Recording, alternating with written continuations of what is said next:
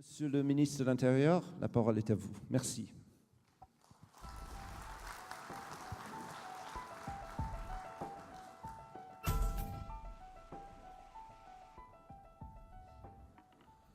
Madame la commissaire européenne, messieurs les ministres, monsieur le sénateur Maire, madame la présidente et monsieur le secrétaire général d'Interpol, mesdames et messieurs, bonjour donc à vous tous. Je suis très heureux d'être présent parmi vous aujourd'hui pour lancer cette première édition du Forum Technology Against Crime consacré aux relations entre la haute technologie et la sécurité.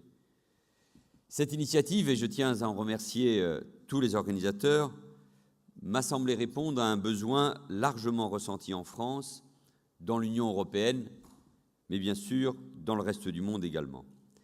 Et j'ai donc souhaité que le ministère de l'Intérieur, aux côtés d'Interpol, accorde son parrainage, son soutien à cet événement.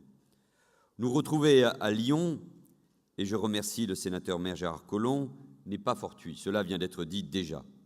C'est une grande métropole internationale, dans beaucoup de domaines, je ne vais pas les énumérer, ils sont nombreux, et en particulier dans le domaine de la sécurité, avec le siège d'Interpol, la présence de l'École nationale supérieure de police, où nous étions il y a quelques jours avec le Premier ministre, de l'Institut national de la police scientifique, ou bien encore de nombreuses entreprises de toute taille spécialisées dans les hautes technologies de sécurité. C'est ici aussi, Gérard Collomb le rappelait, que les fondateurs de la police technique et scientifique, comme Alexandre Lacassagne ou Edmond Locard, ont entamé leurs travaux il y a un peu plus d'un siècle. C'est la première fois, à ma connaissance, qu'un tel forum est consacré au niveau mondial à une réflexion à la fois prospective et pratique quant aux relations entre la sécurité et la technologie. Et j'ajouterai volontiers les libertés publiques qui doivent constituer notre fil rouge en la matière. Nous sommes au cœur d'une révolution numérique et technologique. Des milliards d'êtres humains, aujourd'hui instruits, informés, équipés, connectés, forment une société en réseau. Ces milliards d'individus, dotés d'outils technologiques puissants, composent une multitude puissante et active qui bouleverse progressivement l'ancien ordre économique et social. Il faut donc prendre pleinement mesure de cette révolution et plonger dans ses conséquences technologiques, industrielles, économiques, sociales, juridiques et bien sûr politiques. Le désir de créer, d'innover, de communiquer et de partager n'a jamais rencontré autant de possibilités de passer à l'acte, positivement bien sûr. Nos vies, nos interactions, nos créations seront sans doute demain une source déterminante de la valeur et de la croissance de l'économie. Mais cela a aussi des conséquences majeures en termes de sécurité. Vous le savez, cela vient d'être dit aussi.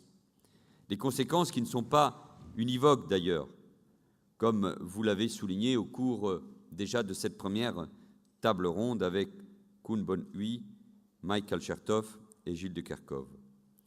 Les technologies font en effet naître de nouveaux risques et il est temps d'en prendre toute la dimension.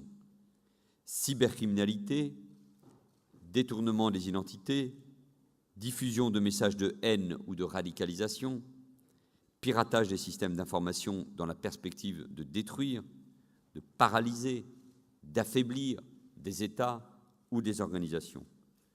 Ces États et ces organisations sont aujourd'hui particulièrement vulnérables face aux interceptions sauvages de communications privées, notamment du fait du cloud computing, mal maîtrisé ou mal sécurisé, et aux stratégies d'intrusion très offensives dans les réseaux, soit depuis l'extérieur, soit par des dispositifs de captation de données implantées à l'intérieur des entreprises ou des organisations. L'ampleur et la rapidité de ces attaques peuvent causer des préjudices inestimables, capables de compromettre à terme la survie même de ces États ou de ces organisations. Le visage des criminels a aussi changé, en prenant de plus en plus souvent celui du technicien invisible et spécialisé qui agit sans se soucier des frontières. Cette criminalité, nouvelle forme de délinquance s'appuyant sur de nouvelles technologies, ont en permanence un temps d'avance sur les États et sur les organisations. Cette nouvelle donne nous conduit donc à revoir en profondeur nos modes d'action et nos propres organisations. Elle nous pousse aussi à nous appuyer de façon raisonnée sur la technologie pour trouver les réponses ou du moins les outils permettant de relancer, de relever ces nouveaux défis. Les fonctions de sécurité informatique sont donc aujourd'hui vitales pour les États, comme pour les organisations, comme pour les entreprises, qui doivent développer de nouveaux outils, qui doivent développer une culture de la sécurité informatique. Biométrie, cryptographie, optronique, vidéoprotection, caméra miniature, traitement de l'information de masse, communication spatiale, acoustique ou encore drone, apportent des réponses opérationnelles aux besoins des services de sécurité intérieure.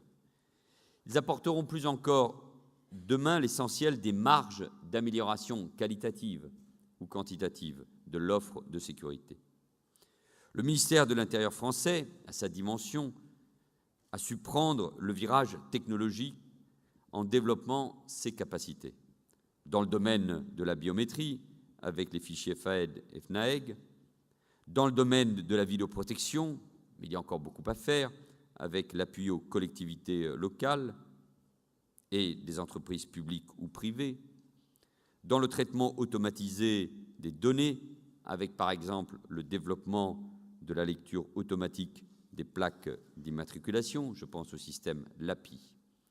Plus récemment, nous avons mis en service un nouveau système de rapprochement criminel, TAGE, qui rassemble les procédures des services de police et de gendarmerie. Il contient une base d'images contenant un grand nombre de mises en cause et un moteur de rapprochement qui a déjà permis de résoudre de nombreux crimes. Si nous ne voulons pas subir le changement technologique, mais au contraire bénéficier de l'innovation de nos entreprises, nous devons donc continuer à l'intégrer dans nos stratégies de sécurité. Je ne suis cependant pas de ceux qui considèrent que demain, les techniques aussi puissantes et aussi sophistiquées soient-elles pourront remplacer le travail de l'homme, surtout, et pas seulement, mais surtout dans le domaine de la sécurité. Leur développement est un facteur de progrès et d'efficacité considérable pour les forces de l'ordre. Mais les techniques, celles que nous évoquons, mais je pense aussi à l'ADN, à la biométrie, ne seront d'aucune utilité sans l'expérience du policier ou du gendarme qui exploite l'outil. Il devra au préalable avoir été formé à leur emploi, formé aussi à exercer sa capacité de discernement dans l'exploitation, le tri, l'analyse, l'interprétation des données fournies qui devront être mises au regard de la connaissance du terrain, la dimension humaine, la présence sur le terrain, la coopération entre les services au niveau international comme au niveau national doivent rester des axes majeurs de l'action policière dans tous les domaines, celui de la sécurité publique, de la lutte contre le crime organisé, les trafics en tout genre, mais je pense bien sûr au terrorisme et donc au travail du renseignement. Il est évident que la vidéoprotection permet d'élucider un certain nombre d'affaires, mais la dimension humaine, notamment dans le renseignement, est là et combien nécessaire pour prévenir ces attentats, à condition que tous les services travaillent ensemble. Mais ces technologies nouvelles apportent aussi de nouvelles réponses pour protéger les femmes et les hommes qui interviennent souvent dans des situations dangereuses. À cet égard, la géolocalisation des équipages ou la vidéo embarquée, J'ai pu encore voir un très bel exemple il y a quelques jours à New York, mais il y en a d'autres, constituent des progrès majeurs. Nous devons aussi intégrer ces technologies avec le souci constant d'un équilibre entre l'amélioration de la sécurité de chacun et le respect des libertés individuelles. Pour protéger leur population, tous les États ont besoin d'accéder à certaines communications électroniques, aussi bien en matière de renseignement que de poursuites judiciaires. Ils doivent pouvoir le faire en fonction de ce qu'est aujourd'hui la réalité technique d'Internet. Mais l'exploitation des métadonnées ou des contenus n'est légitime que si elle se rapporte à des finalités de sécurité bien circonscrites, lutte contre le terrorisme et la criminalité organisée, ou encore protection des intérêts fondamentaux des États. Et l'accès aux données doit s'opérer par ciblage des individus ou groupes qui présentent une menace réelle sous le contrôle d'une instance indépendante garantissant le respect de ces finalités et de ces ciblages. Bref, le déploiement de tout nouvel outil doit inclure dès le départ une réflexion sur les garanties juridiques ou techniques qui peuvent être apportées au respect fondamental des libertés individuelles. C'est une condition indispensable pour que ces outils technologiques soient acceptés socialement et donc efficaces. L'actualité qui a posé un problème de confiance entre États, amis et partenaires, mais aussi, surtout, par rapport aux usagers des services, nous montre par ailleurs la nécessité d'une extrême vigilance sur la protection des données personnelles et le respect des libertés publiques, comme je viens de le souligner. Notre pays a très tôt attiré l'attention de ses partenaires sur la grande sensibilité de ces questions. Alors qu'un règlement sur la protection des données personnelles et une directive sur la protection des données applicables aux fichiers souverains sont en cours de discussion, de négociation à Bruxelles, nous demandons à la Commission européenne, mais la commissaire le sait mieux que quiconque, d'être particulièrement vigilante sur ce sujet. Aucun nivellement par le bas ne serait acceptable.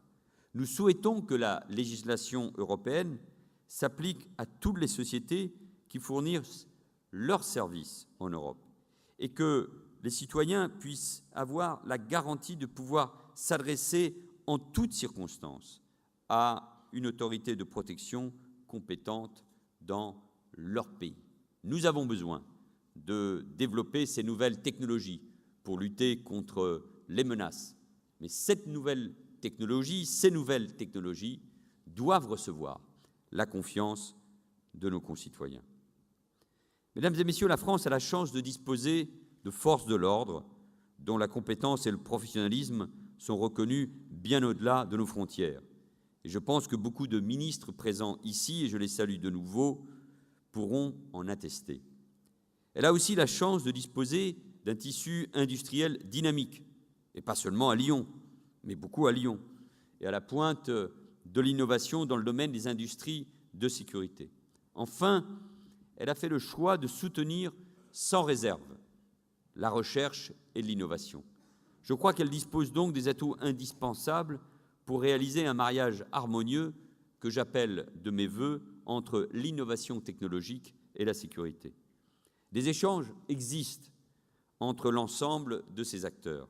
Mais avec le président de la République, nous avons fait le constat d'une insuffisante structuration de la filière des industries de sécurité, alors que les enjeux de compétitivité et de sécurité sont considérables. De compétitivité, tout d'abord, avec un chiffre d'affaires estimé à 10 milliards d'euros, en croissance annuelle de 7%, et 50 000 emplois travaillant principalement à l'export dans les entreprises leaders dans le monde, présentes ici, que je salue, mais aussi dans des petites et moyennes entreprises particulièrement dynamiques. De sécurité aussi, naturellement, je l'ai souligné au début de mon propos. Les constats ont été posés et sont aujourd'hui largement partagées. L'expression des besoins est insuffisamment claire et fédérée de la part des donneurs d'ordre. Les pouvoirs publics ont naturellement leur part de responsabilité. Malgré des initiatives comme celle du réseau des services de technologie de sécurité au niveau européen, prise sous la présidence française de l'Union européenne, le travail d'expression de besoins reste encore largement balbutiant. De leur côté, les industriels expriment légitimement des réticences pour se lancer dans le développement d'outils en mobilisant des fonds propres importants pour lesquels les débouchés sont incertains. La structuration de la filière a donc vocation à rompre ce cercle vicieux pénalisant pour tous, pouvoirs publics comme industriels. Il faut donc créer un climat de confiance, comme le soulignait Gilles de Kerchove. Je me réjouis d'ores et déjà de la création du Conseil des industries de la confiance et de la sécurité par les 4 groupements fondateurs que sont la FIEC, le GICAN, le GIGAT et le GIFAS. Il a vocation à accueillir et informer largement tous les acteurs industriels, quelle que soit leur taille. Les PME sont d'ailleurs au cœur de notre réflexion, car porteuses d'innovation et aussi d'exportation vers d'autres pays, et ils sont nombreux, ayant les mêmes besoins. Nous devons maintenant aller plus loin, avec la création du comité de filière prévu dans le récent livre blanc de la Défense et de la Sécurité nationale, qui vient de conclure ses travaux il y a quelques semaines sous l'autorité du chef de l'État. Ce comité sera installé à la rentrée par le Premier ministre. Sa charte de création est aujourd'hui stabilisée.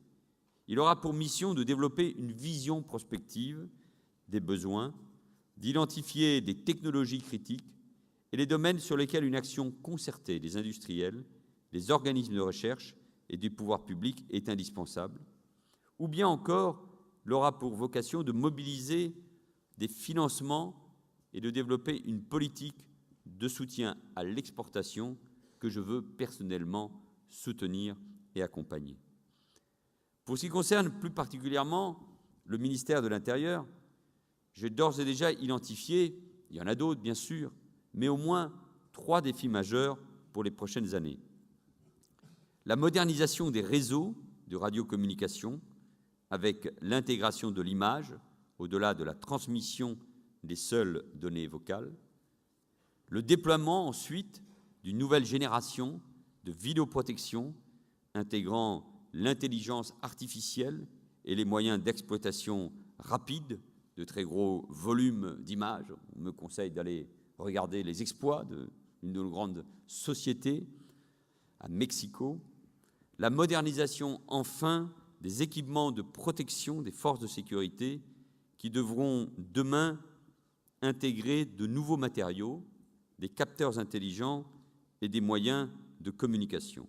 Je souhaite mettre en place, ici en France, la police de demain, qui s'appuie sur les ressources humaines que j'évoquais, indispensables, un maillage exceptionnel de policiers et de gendarmes sur le terrain, capables de se réformer, et je pense notamment au changement que je viens d'annoncer concernant le renseignement, mais capables aussi, évidemment, de s'appuyer sur l'intelligence, l'innovation, les nouvelles technologies que nous évoquons à l'occasion de ces 2 journées. Bien sûr, nous ne pourrons pas tout faire demain. Je sais les ressources budgétaires dont dispose mon ministère et les choix que nous devons faire dans la politique de sérieux budgétaire voulue par le gouvernement, mais nous sommes tous confrontés à ces questions. Le secrétaire général d'Interpol le rappelait. Mais rien ne nous interdit de faire preuve d'imagination et de faire appel, comme nous y invitait M. Hu Bonhui, aux muscles, à l'humain, mais aussi évidemment à l'argent. Donc il faut faire preuve d'imagination, d'inventivité et même d'audace pour penser aujourd'hui les forces de sécurité dans chacun de nos pays, bien sûr, je le soulignais pour la France, mais dans une coopération qui doit rester exceptionnelle. Et de ce point de vue-là, le cadre fourni par Interpol reste exceptionnel. Et nous devons continuer à l'approfondir. Et c'est pour moi, évidemment, une chance que d'avoir Interpol ici en France et à Lyon, qu'Interpol soit présidé par Mireille Balestrassi, mais qu'elle puisse, Interpol, s'appuyer sur l'ensemble des pays et des continents. Et de ce point de vue-là, l'apport de Singapour est tout à fait exceptionnel. Nous avons le cadre européen sur lequel, évidemment, nous avançons régulièrement. Et là, nous devons être capables de bâtir aussi des outils en commun. Et puis, il y a les relations bilatérales qui doivent rester exceptionnelles et d'un très haut niveau de confiance. C'est vrai avec l'ensemble des pays qui sont ici représentés. Et j'ai pu le constater encore il y a quelques jours à l'occasion de mon déplacement à Washington et à New York, où, dans ce domaine-là, la France, mais au-delà l'Europe, avec les États-Unis, et au-delà de tel ou tel débat que nous fournit l'actualité, bâtissent et doivent bâtir contre les différentes menaces des coopérations politiques, humaines et technologiques de très haut niveau. Ce sont là les défis en matière de sécurité pour les prochaines années.